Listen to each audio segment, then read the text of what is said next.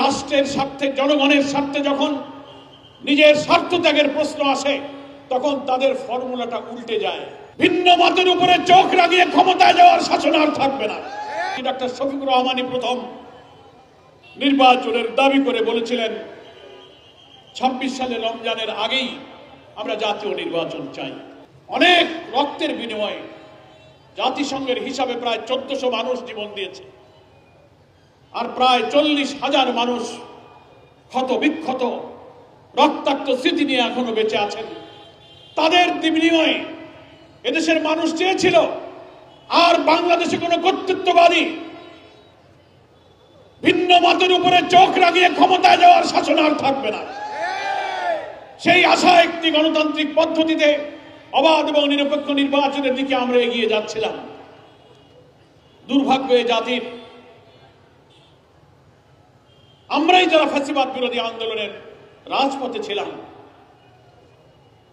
তারাই অনেকে বক্তৃতায় বলেন ব্যক্তির চেয়ে দল বড়, দলের চেয়ে দেশ বড়, কিন্তু রাষ্ট্রের স্বার্থে, জনগণের স্বার্থে যখন নিজের স্বার্থ ত্যাগের প্রশ্ন আসে, তখন তাদের ফর্মুলাটা উল্টে যায়।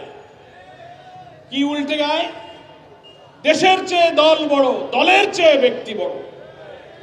এই রাজনীতির নিষ্ঠুর শিকারে পরিণত হয়ে আজকে বাংলাদেশের রাজনীতি অবাধ, সুষ্ঠু, নিরপেক্ষ নির্বাচনের মধ্য দিয়ে মানুষের ভোটাধিকার, মানুষের গণতন্ত্রে যে নতুন অভিযাত্রায় শুরু করেছিল, সেই সময় আমরা একটা নতুন বাধার সম্মুখীন হতে যাচ্ছি।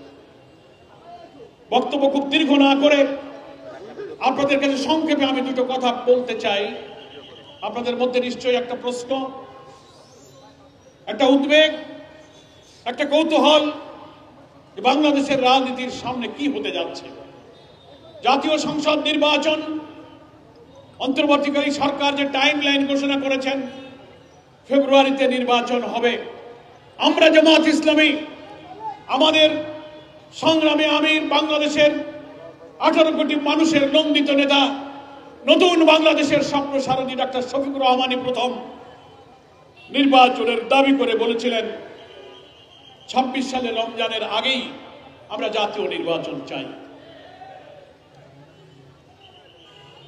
প্রকারান্তরে সেই দিকেই নির্বাচনের লক্ষ্যে জাতি এগিয়ে যাচ্ছিল, কিন্তু নির্বাচনকে সুষ্ঠু, গ্রহণযোগ্য, নিরপেক্ষ করার জন্য বাংলাদেশের সকল রাজনৈতিক দল, সব স্টেক হোল্ডারদের যে মতামত, ন্যাশনাল কনসেনসাস কমিশন, জাতীয় ঐক্যমত্য কমিশন গঠন করা হলো, 6টি রিফর্ম কমিশন গঠন করা হলো।